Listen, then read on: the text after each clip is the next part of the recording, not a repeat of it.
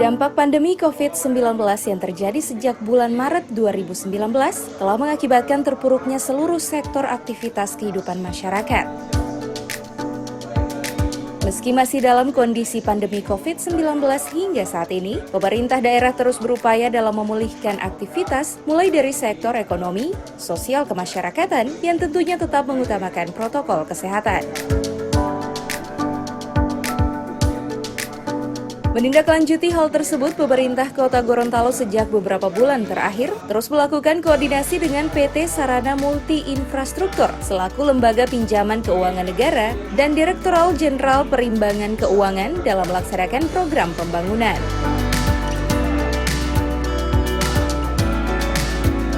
Dari hasil verifikasi yang telah dilakukan, PT SMI dan Dirjen Perimbangan Keuangan telah menyetujui 6 program pembangunan yang akan dilaksanakan pemerintah Kota Gorontalo dengan pinjaman dana sebesar 300 miliar rupiah.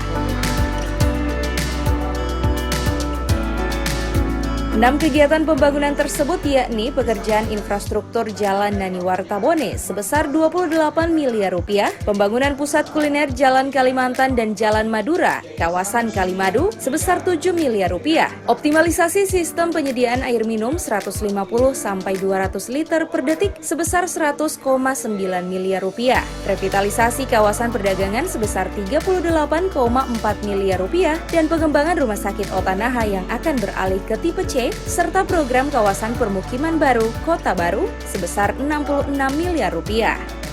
Perencanaan yang matang sehingga seluruh kegiatan ini akan selesai pada tahun 2021. Ini adalah persiapan yang akan dilaksanakan, anggaran-anggaran yang dibutuhkan. Kalau penataan Jalan Nani Wartabone saya kira lahannya sudah ada, DD-nya juga sudah ada, AMDAL dan tidak perlu AMDAL tapi dia perlu UKL, UKL. Kemudian juga pembangunan pusat kuliner, lahan DD juga siap, sistem penyerahan air bersih juga, lahan DD-nya siap.